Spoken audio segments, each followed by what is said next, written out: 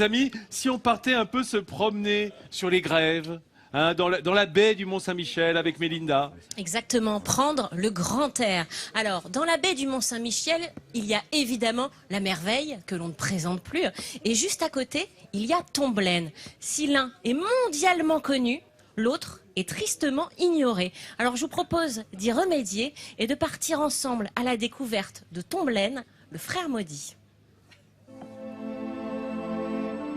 Dans la baie du Mont-Saint-Michel, il y a le mont et sa baie. En fait, dans cette baie, il y a deux monts. L'un, le mont Saint-Michel, n'a plus besoin d'être présenté. L'autre, le mont Tomblaine, est inconnu et ignoré. Victor Hugo écrit « Saint-Michel est un ange du pays, il a une montagne à lui au milieu de la mer, dans la baie.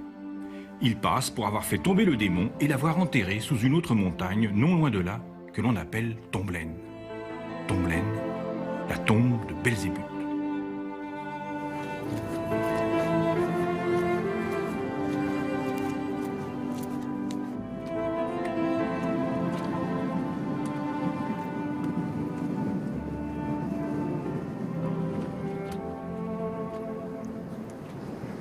On est en dehors de la civilisation quand on va à Tomblaine.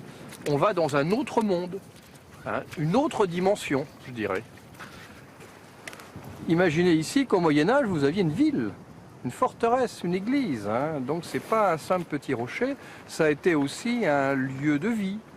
Peut-être un peu le petit frère du Mont-Saint-Michel, mais avec une évolution différente.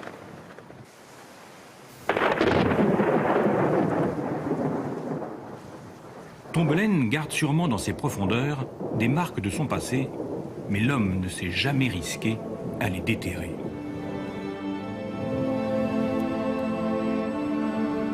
On ne fait que marcher sur les traces des pèlerins, en fin de compte. Les pèlerins religieux qui partis du petit village de Genêt, qui ont démarré en l'an 1000. On allait à Tomblaine et au Mont-Saint-Michel. On s'arrêtait pratiquement obligatoirement à Tomblaine. C'est ce que je m'efforce de faire aujourd'hui. Ce sont deux joyaux, l'écrin, c'est la baie. Donc ils ne peuvent pas sortir de cette histoire-là, c'est pas possible.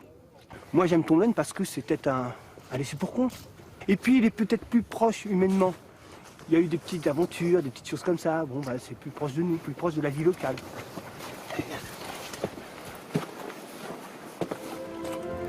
Avant d'être christianisé, le mont Saint-Michel s'appelait le mont Tombe.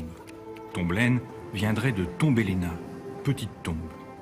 Ces deux îlots ont toujours représenté le passage de la vie à la mort, le passage vers l'au-delà. Les pèlerins venaient ici pour gagner leur paradis.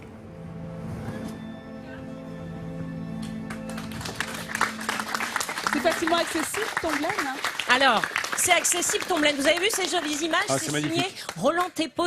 Ça vient du magazine Littoral que vous pouvez découvrir tous les dimanches sur France 3, pôle Nord-Ouest. Et vous pouvez revoir sur Internet. Alors maintenant que vous connaissez Tomblaine... Est-ce qu'on peut y aller facilement? Évidemment, on peut y aller. C'est même obligatoire de traverser la baie du Mont-Saint-Michel et de vous rendre à Tomblaine. Par contre, vous avez vu les images dans le sujet?